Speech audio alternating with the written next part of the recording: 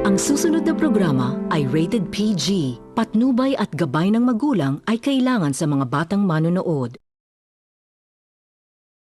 Sa ulo ng mga nagbabagang balita at isang lindol na tumama sa Davao City. At malapit na nga ba mangyari ang The Big One? Isang hold-upper na kumakatok sa pintuan.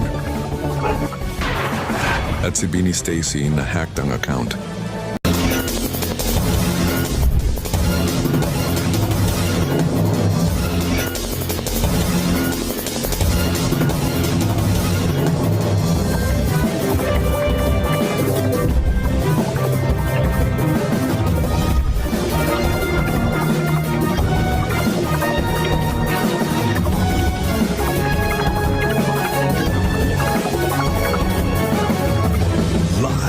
Mula sa ABS-CBN News Center, Manila, ito ang TV Patrol! Roblox.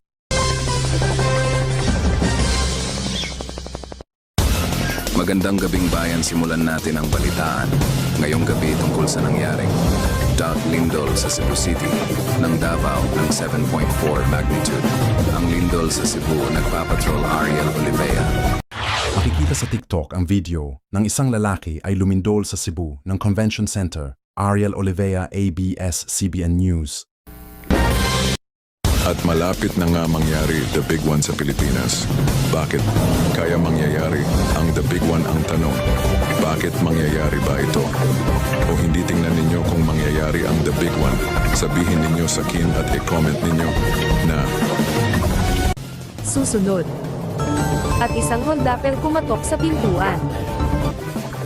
At si Bini Stacy na-hack ang account. Yan ang iba pang mga balita sa pagbabalik ng TV Patrol Roblox.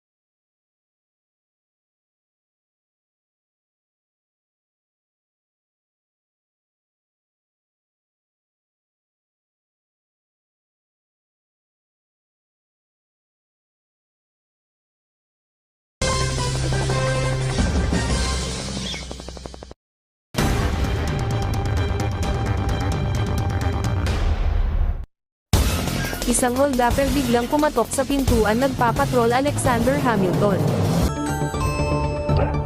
Makikita sa CCTV na ang hold-upper ay biglang hinabol ang bata, biglang takot ang bata. Alexander Hamilton, ABS-CBN News.